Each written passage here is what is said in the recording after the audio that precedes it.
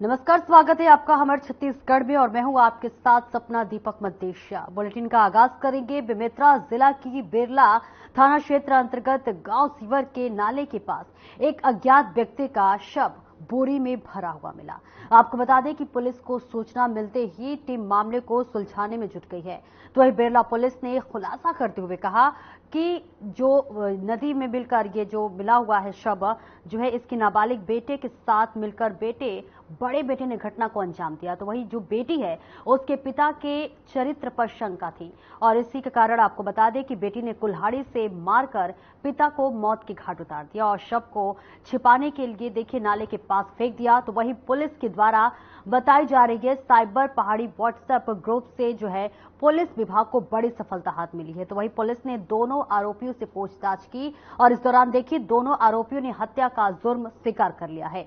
आपको बता दें कि पिता की बुरी आदत और पैसे को जो है बर्बादी की वजह से पुत्रों को हत्यारा बना दिया। तो वही पुलिस आरोपियों को गिरफ्तार कर न्याय की डिमांड पर भेज दी है।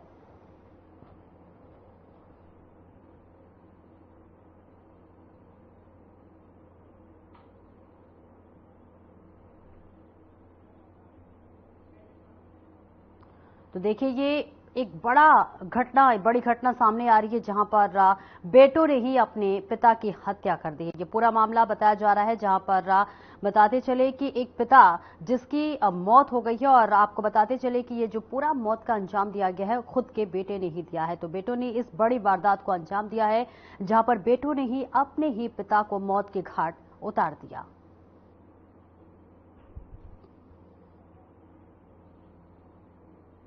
20 जून को सिवार में नदी के किनारे में एक शव मिला था जिसकी सूचना हमें मिली।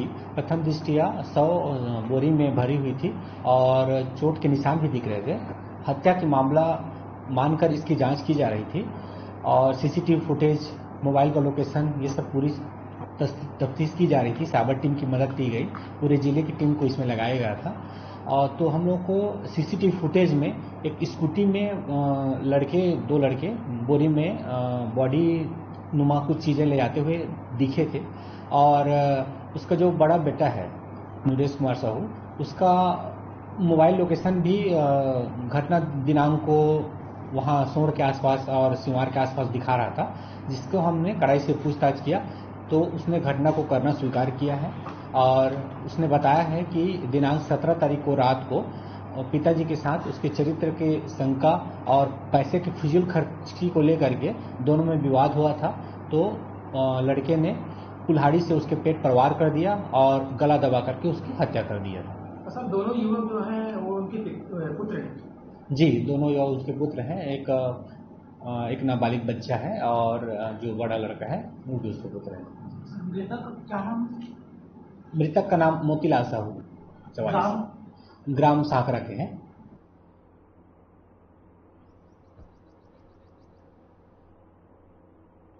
वहीं रायपुर में बूढ़ा तालाब के पास शिवसेना के लोगों ने धर्मांतरण के मुद्दे को लेकर एक दिवसीय धरना प्रदर्शन किया। उन्होंने सरकार से मांग की है कि धर्मांतरण जैसे संवेदनशील मामले पर सरकार गंभीरता दिखाए और कार्रवाई करे। और इसके साथ ही प्रदर्शनकारियों का सवाल था कि हिंदू, मुस्लिम, सिख, ईसाई सभी के लिए अलग अलग कानून क्यों हैं, सबके लिए एक ही कानून होना चाहिए। रिपोर्ट देखिए।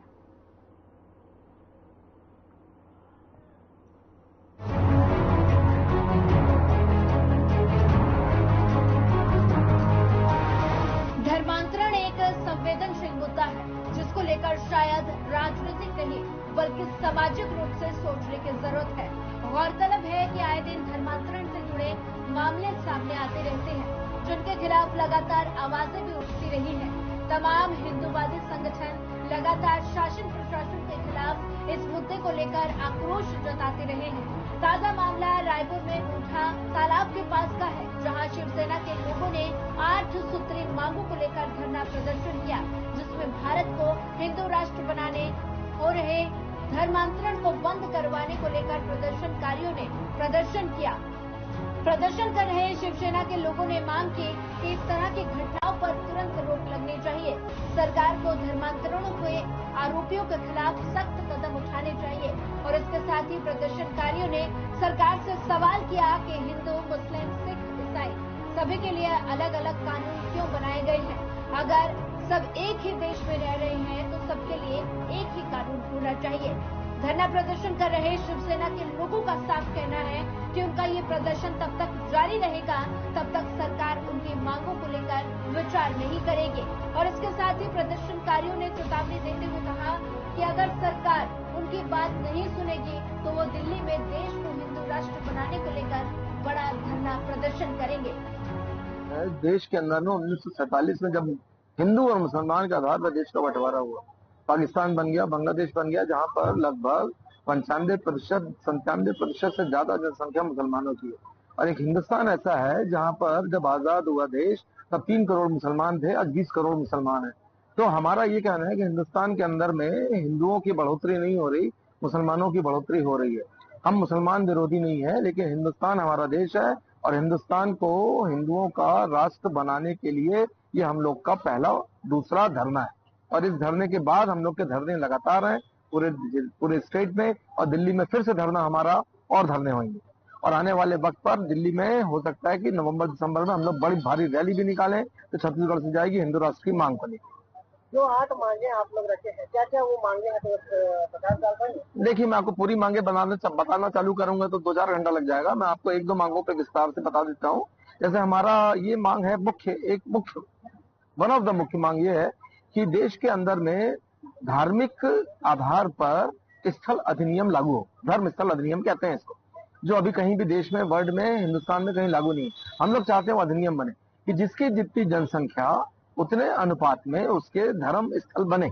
जैसे आज देश के अंदर में 20 करोड़ मुसलमान हैं और इनके धर्म स्थल लगभग 7.5 लाख हैं। 7.5 लाख धर्म स्थल हैं, मदरसे हैं, मजार है या मस्जिदें। हिंदुओं की छोटे मंदिर बड़े मंदिर मिला के जिनकी जनसंख्या 100 करोड़ है, इन लोगों की कुल जो मंदिर हैं, जो छोटे मंदिर बड़े मंदिर मिलाएंगे तो 4-5 लाख से ऊपर नहीं है।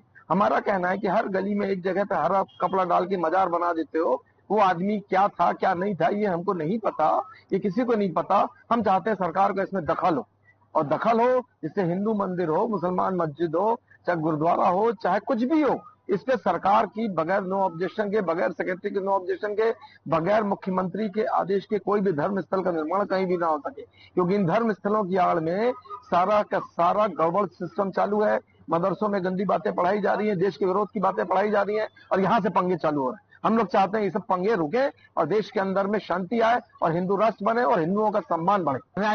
तालाब में हिंदू राष्ट्र एक दिवसीय धरना प्रदर्शन कर रहे हैं शिवसेना के लोग। यहाँ पे लगातार वे लोगों का कहना है हिंदू मुस्लिम सिख कानून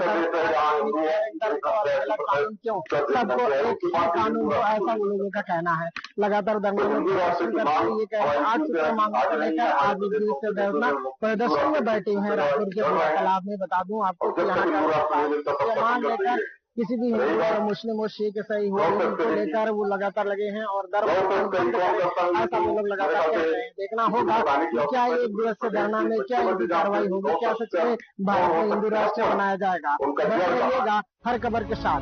धर्मांतरण को लेकर हो रहे इस प्रदर्शन पर सरकार की तरफ से क्या प्रतिक्रिया सामने आएगी, ये तो देखने वाली बात होगी।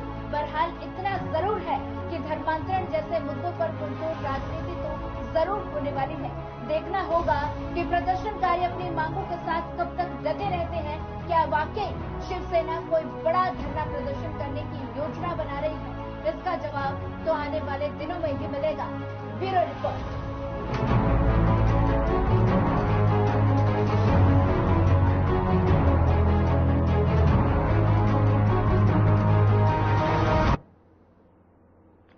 तो बेमेतरा में बीजेपी नेताओं ने प्रदर्शन किया। उन्होंने नगर पालिका कार्यालय का घेराव किया और ये प्रदर्शन नगर पालिका बेमेतरा के खिलाफ था।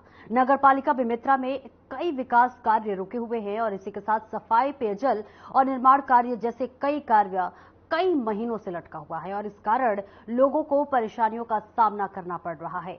आपको बता दें कि इसे लेकर महिलाओं ने अपने सर पर मटकी रखकर विरोध किया और नगर पालिका अध्यक्ष के ऊपर मनमानी करने का आरोप लगाया है।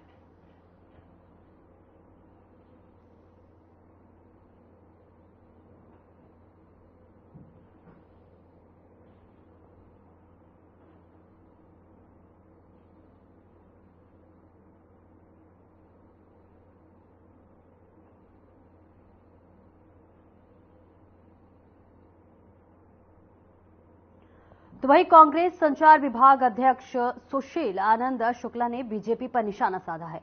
उन्होंने कहा कि भारतीय जनता पार्टी की सरकार शराब की काली कमाई में डूब चुकी है और वही आपको बता दें कि 8 साल तक बीजेपी ने हल्ला मचाया था कि छत्तीसगढ़ में पूर्ण शराब बंद होना चाहिए और जब से उनकी सरकार बनी है लगातार शराब को बढ़ावा दिया जा रहा है और इसी के साथ जो कि ब्रांड बंद हो गए थे वो ब्रांड जो है बेचना शुरू कर दिया गया। और साथ ही उन्होंने कहा कि बीजेपी ने जो महिलाओं को वादा किया था कि शराब बंद होगी, देखिए वो वादा भी पूरा नहीं किया गया है। शराब की काली कमाई में डूब चुकी है। 5 साल तक भारतीय जनता पार्टी ने हल्ला मचाया था कि छत्तीसगढ़ में पूर्ण शराबबंदी होना चाहिए। जब से इनकी शराब सरकार बनी है लगातार शराब को बढ़ावा देने में लगे हुए। हमारी सरकार के समय फॉरेन ब्रांड के लेकर जो छत्तीसगढ़ में बिकना बंद हो गए थे उसको बेचने के लिए फिर से इन्होंने टेंडर लगाने का निर्णय लिया। सरकार खुद उनको बेचेगी। अहाता बना के ऐसी अहाता बना के लोगों को शराब पीने की व्यवस्थाएं कर रहे हैं। ये ऐसी सरकार है जो शराब के माध्यम से राजस्व बढ़ाना चाहती है, शराब के माध्यम से काली कमाई करना चाहती है।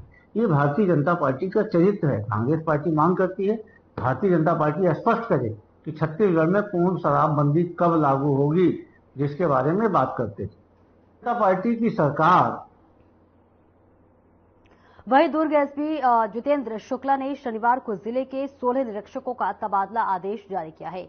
जारी आदेश में दुर्ग कोतवाली, मोहन नगर और इसी के साथ जामोर, पुरानी भिलाई, भिलाई भट्टी, महिला थाना और इसी के साथ धमधा, बोरी, उतई और पतना, भोजपुर, अमलेश्वर और नंदिनी नगर के थाना प्रभारी बदल दिए गए हैं। जारी आदेश में जामुल थाना का प्रभार कपिल देव पांडे को सौंपा गया है, तो वहीं मोहन नगर थाना प्रभारी की जिम्मेदारी नवी मोनिका पांडे को दी गई है। इसके अलावा देखिए विपिन रंगारी को उतई भेजा गया है और इसी के साथ महेश धुर्वे को पुरानी भिलाई, मनीष शर्मा नंदिनी नगर के नए थाना प्रभारी बनाए गए हैं, तो वहीं मोतीलाल शुक्ला को जिला विशेष शाखा का प्रभार दिया गया है, जबकि शिव चंद्रा यातायात की कमान संभाले हुए हैं। और इसके अलावा देखिए श्रद्धा पाठक महिला थाना को प्रभारी बनाया गया है।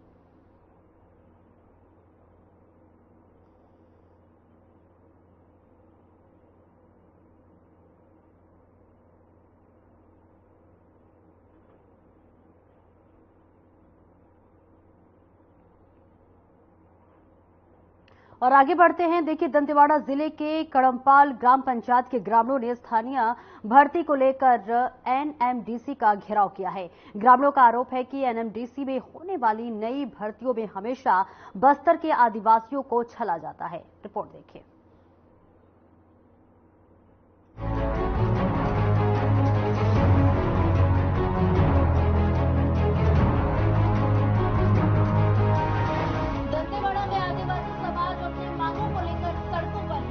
आदिवासियों के अंदर एनएमडीसी को लेकर आक्रोश भरा हुआ है और इसी को लेकर ग्राम पंचायत कड़मपाल के ग्रामीणों ने एनएमडीसी बच्चे और एनएमडीसी किरंदुल का घेराव किया। दरअसल पूरा विवाद एनएमडीसी में होने वाली भर्तियों का है, जिसको लेकर आदिवासी एनएमडीसी पर बड़ा संगीन आरोप लगा रहे हैं। आदिवासियों का कहना है कि एनएमडीसी ने नई भर्तियों में हमेशा से बस्तर के आदिवासियों को छला है और उसके साथ भेदभाव किया है, जो कि अब बिल्कुल बर्दाश्त नहीं किया जाएगा। दरअसल एनएमडीसी बहुत ही जल्द लगभग 400 से ज्यादा नई भर्तियां निकालने वाला है, जिसको लेकर ग्रामीणों का साफ कहना है कि अगली बार जो भी भर्तियां निकाली जाने वाली हैं, उनमें से स्थानीय बस्तर दंतेवाड़ा के ग्रामीणों को प्राथमिकता दी जाए। और साथ ही आदिवासियों का कहना है कि एनएमडीसी जिला प्रशासन और ग्रामीणों के बीच बैठक के बाद ही भर्ती की नोटिफिकेशन निकाली जाए। ग्रामीणों ने चेतावनी दी कि अगर बिना किसी बातचीत के भर्ती प्रक्रिया निकाली जाती है तो आदिवासी महासभा इसका पुरजोर विरोध करेगी और उनका ये धरना अनिश्चितकालीन तक जारी रहेगा। आज का घेराव अखिल भारतीय नौजवान सभा द्वारा आयोजित किया गया था और ये एक सांकेतिक धरना प्रदर्शन है। हमारी मुख्य मांग है कि आगामी दिनों में एनएमडीसी किरंदुल और बचनी में जो भर्तियां होने वाली हैं उस संबंध में था और हमारा एक ही मांग है कि जो आगामी दिनों में भर्ती होने वाला है उसमें स्थानीय लोगों को ज़्यादा से ज़्यादा संख्या में लिया जाए, क्योंकि जनरली देखा गया है कि जब भी ऐसी भर्ती प्रतिक्रिया होती है दोनों प्रोजेक्ट में, तो जो यहाँ के जो स्थानीय लड़के लड़कियाँ हैं वो उतनी अनुपात में नहीं लग पाते जितना लगना चाहिए, क्योंकि ये आपको भी पता है कि जो बस्तर एरिया 5th शेड्यूल है, और 5th शेड्यूल कहता ही है कि कोई भी भर्ती प्रक्रिया में स्थानीय जो बच्चे हैं उनको पहले प्राथमिकता दें, वो नहीं हो पाता है। और हमारी यही मांग है, और हम ये आज NMDC प्रबंधन को ये कह भी रहे हैं कि जब तक जिला प्रशासन, NMDC उच्च प्रबंधन हमारी संगठन से, आदिवासी संगठन, नौजवान संगठन से बात नहीं करेगा, तब तक वो नोटिफिकेशन जारी ना करे। अगर ऐसा करता है, आगामी दिनों में जो क्षेत्र में जो युवक युवतियां हैं, जो बेरोजगार है, वो एक उग्र आंदोलन के लिए बाध्य होंगे और आगामी दिनों में जिला बंद का आह्वान किया जाएगा। क्योंकि यहाँ के जो बच्चे हमेशा से NMDC चाहे कोई भी फील्ड में हमेशा से ठगे आते रहे कई सालों से, और दिनों दिन बेरोजगारों की संख्या बढ़ती जा रही है। यहाँ के बच्चे आजकल तो बहुत ज़्यादा पढ़ लिए रहे, ITI किए हैं, इंजीनियरिंग किए हैं, जूनियर ऑफिसर बन सकते हैं, ITI वाले L1 L2 में लग सकते हैं, बहुत गांव में खाली पड़े। तो हमारा मांग है कि NMDC प्रबंधन जिला प्रशासन से या केंद्र शासन जैसा ही बात करे, लेकिन ज़्यादा से ज़्यादा यहाँ के लोगों का लगना चाहिए। और मैं पुनः दोहराऊंगा कि नोटिफिकेशन तब तक NMDC प्रबंधन जारी ना करे जब तक जिला प्रशासन, उच्च प्रबंधन हमारे संगठन से बात नहीं कर लेता कि यहाँ के स्थानीय बच्चे लोग को ज़्यादा से ज़्यादा संख्या में कैसे लगे, ये रास्ता जब तक नहीं निकला तब तक ना करे, हमारी मांग है। जैसे कि अभी आप लोग का जो है इसमें आगे का क्या काम है, अभी आप लोग किस तरह की कार्रवाई करेंगे? अभी देखिए आगे की आज जो है नौजवान सभा बोलो। आज अखिल भारतीय नौजवान सभा के लेटर हेड में हमने यहाँ पर NMDC में आवेदन दिए हैं रैली के माध्यम से। ये वैसी कुछ 150 लोग आके दिए, चुनौती के लिए दिए हैं। आगे इस लड़ाई हमारा जारी रहेगा।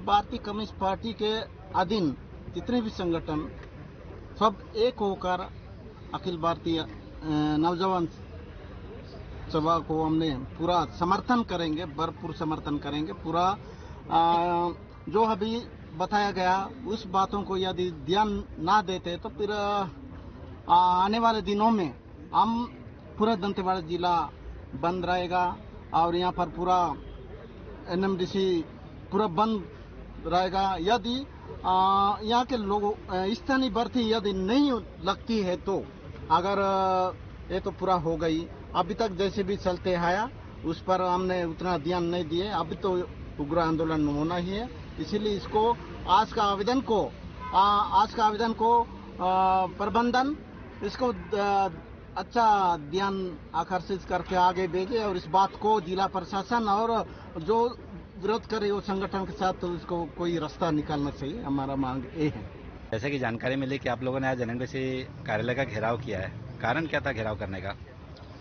कारण यही था कि यहाँ पर जनसुनवाई के दौरान बहुत सारे मांगों को लेकर के एग्रीमेंट किया गया है और उनमें से अभी तक कोई भी पॉइंट पे इन्होंने कार्रवाई नहीं किया, विकास कार्य की ओर कोई कदम नहीं बढ़ाया, इसी के लिए आए। और मुख्य रूप से जो लाल पानी से जो ज़मीन दबा हुआ है और उसमें जो लोग को जो लाल पानी का मुआवजा मिला है और कुछ लोग ऐसे हैं कि लाल पानी के जो खेत जिनका गया है उस ज़मीन का जो स्वामी है वो लोग खत्म हो गए।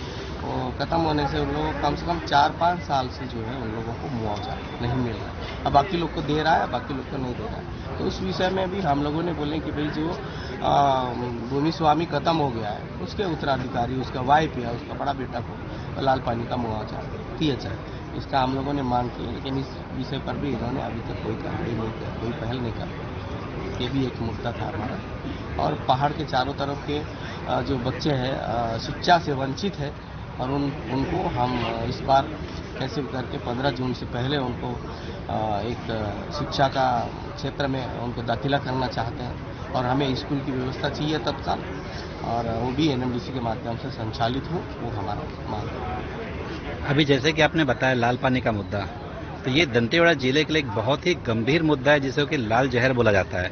ये जिस जगह जाता है ये लाल जहर वहाँ पूरी तरह से बंजर कर देती है। तो इसमें बताएंगे आपकी दंतेवाड़ा जिले में ऐसे कितने प्रभावित हैं जिनको ये मुआवजा मिला है और कितने लोगों को नहीं मिला है? 2006-07 का हम लोगों ने सर्वे किए, उसमें 567 किसान आए थे प्रभावित, जिनका खेती। अभी 1000 कुछ किसान जो है लाल पानी से प्रभावित हुए, अभी बढ़ गया। तो इसमें मुआवजा अभी सर्वे किया जाना है, पर सर्वे नहीं किया। इसमें मुआवजा कितना मिल रहा है? मुआवजा आप कितना रेट फिक्स कर रहा है वो सरकारी जानता है, प्रशासन जो दे रहा है। अब इस विषय पे हम लोग कभी पूछने का कोशिश भी नहीं की। अब बाकी बहुत सारे लोगों को कम से कम 25 से 30% लोग हैं, उनको अभी भी मुआवजा नहीं मिल रहा है, जिनके घरों में मुखिया खत्म हो गया और जिनका जमीन है पट्टे किसी और का नाम है, हेरा फेरी हो रहा है उसमें भी, बहुत सारे लोगों को अभी भी मुआवजा नहीं मिल रहा है। इसमें जैसे ये जो लाल जहर है, इसमें आप लोग इसमें कितना मांग की और किस तरह की मांग आप लोग की चलती रही है, और इसमें एनएमडीसी क्या बोलती है? हमारा मांग बहुत पहले से हमारा है, इसमें पूरा सब कुछ, खेती भी लाल हो गया, हमारा नहाने का पानी लाल, पीने का पानी लाल, बोर में भी लाल निकल गया, कई तरह का प्लास्टिक से हमारा देवी देवता बाधित हो गया और जल स्रोत खत्म हो रहा है। बहुत सारे चीज लाल जहर में एनएमडीसी का उत्खनन से तो कई चीजें हमको नुकसान हो जाती है। इस मामले में एनएमडीसी का क्या कहना है? एनएमडीसी हमेशा झूठा आश्वासन दे रहा, आज करेंगे करके। आज आप लोग जिन मांगों को लेकर आए थे, वो क्या जवाब दिया एनएमडीसी ने? वो भी नहीं हो पाया। आज जो हम लोग आए थे जिन मांग को लेकर के, उसका कोई चर्चा भी नहीं है, शुरू भी नहीं हुआ, अंत भी नहीं हुआ, क्योंकि यहाँ का जो मुख्य महाप्रबंधक वो नहीं है। इसके कारण से वो छुट्टी में गया है, 25 तारीख को आएगा बोलने से, फिर हम लोग अगले तारीख पे आने का बात करके मीटिंग को खत्म किया। आज आप लोग की मुख्य मांगे क्या क्या थी? वो बहुत सारे मांगे हैं, आप क्या बताएं? थोड़ा सा बताना चाहेंगे कि इसमें मांग क्या क्या मांगे? हमारा स्कूल है, अस्पताल है और लाल पानी का मुआवजा है, जो कॉन्ट्रैक्ट लेबर में काम कर रहे हैं उनको नियमित करने का है, जो नर्सिंग लोग जो नर्सेस जो है कोविड पीरियड से काम कर रहे हैं उनको नियमित करने का है, और भी बहुत सारे मांग हैं। जैसे कि मेरे पास जानकारी है, कोविड के समय कुछ स्टाफ को एनएमडीसी ने उसमें टेम्परेरी तौर पे रखा था, लेकिन अब तक उनको किसी भी प्रकार का सही तरीके से जो लाभ मिलना चाहिए वो नहीं मिलता है। और दूसरा एक मामला और है लेबर सप्लाई का, जो आपने बताया। तो लेबर सप्लाई में भी देखा गया है कि दंतेवाड़ा जिले के लोगों को छोड़ करके पूरी बाहरी लोगों को भर्ती किया जाता है। ऐसे बहुत सारे बाहरी लोग दिखते हैं जो कि बाहर से आए हुए हैं, दंतेवाड़ा जिले से बाहर से आए हुए हैं, लेकिन वहीं इसका फायदा दंतेवाड़ा जिले को नहीं मिल पाता है। इसमें आप लोग क्या बताएंगे? इसी का विरोध में हम लोग स्थानीयों को प्राथमिकता दिलाने के लिए इस पर एक मांग रखे हैं। यहाँ पर जो कॉन्ट्रैक्ट लेबर है उनको भी नियमित किया जाए, जो कोविड पीरियड में जो नर्सिंग लोग सेवा दिए हैं, जो नर्स बन के, उनको भी नियमित किया जाए। ये हमारा मांग है, मुख्य मांग है। एनएमडीसी और आदिवासी ग्रामीणों के बीच चल रहा ये विवाद कब तक थमेगा ये कहना मुश्किल है, लेकिन इतना तो तय है कि ग्रामीण अपनी मांगों को पूरा करने तक पीछे नहीं हटने के मूड में नजर आ रहे हैं। और अब एनएमडीसी अब इनको लेकर किस तरह की रणनीति बनाता है, क्या ग्रामीणों की मांगों को माना जाएगा, ये तो समय ही बताएगा। Bureau report.